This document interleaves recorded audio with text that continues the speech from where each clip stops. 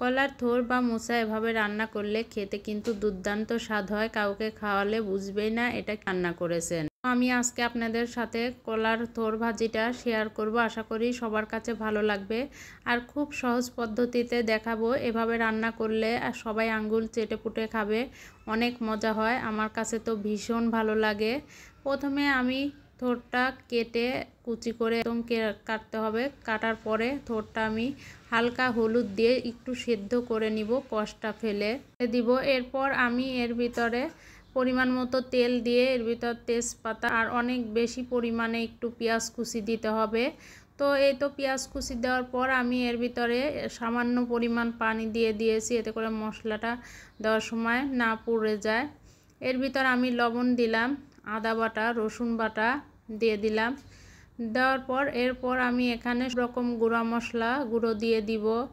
এরপর এর ভিতর আমি অনেকটা কাঁচামরিচ দিয়ে দিব, কারণ শুকনো মরিচের গুঁড়া খুবই কম পরিমাণে দিব, এই জন্য কাঁচামরিচটা পরিমাণে বেশি দিয়ে দিলাম। এরপর এর ভিতরে এই তো সামান্য পরিমাণ শুকনো মরিচ গুঁড়ো, হলুদের গুঁড়ো, ধনিয়া গুঁড়ো, জিরা গুঁড়ো, সব রকম গুঁড়া মশলা দিয়ে দিব। মশলাগুলো দেওয়া হয়ে গেলে আমি এটা এখন মশলাটা ভালো মতো কষিয়ে নিব অনেক সময় ধরে। তো কে কীভাবে রান্না করেন জানি না, তবে এভাবে রান্না করলে খেতে কিন্তু অনেক মজা হয়।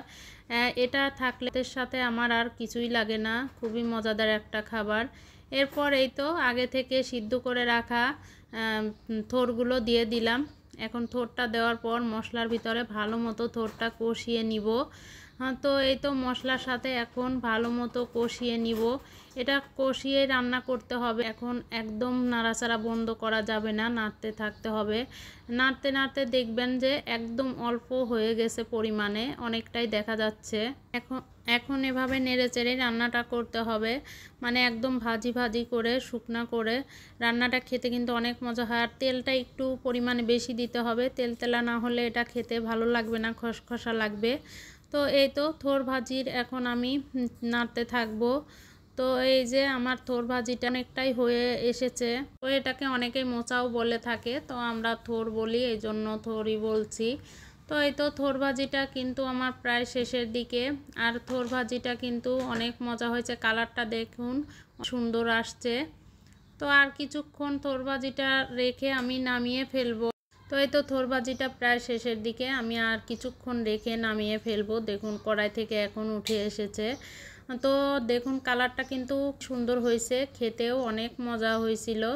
তো এই তো থোড় ভাজিটা হয়ে গেছে, এখন আমি নামিয়ে ফেলবো। তো কেমন হলো অবশ্যই আপনারা কমেন্ট করে জানাবেন। এই তো আমি নামিয়ে ফেলছি। আজকের ভিডিওটা এ পর্যন্তই। সবাই ভালো থাকবেন, সুস্থ থাকবেন। আল্লাহ হাফেজ।